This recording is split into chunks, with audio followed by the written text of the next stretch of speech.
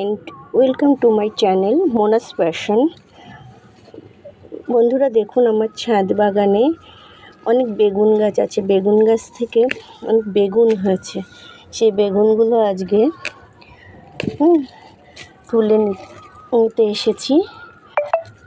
অনেক বেগুন হয়েছে, অনেক দিন তোলা হয় না, মাঝে মাঝেই বেগুনগুলো তুলি। মাঝে মাঝেই বেগুন তোলা হয়। দেখুন বন্ধুরা,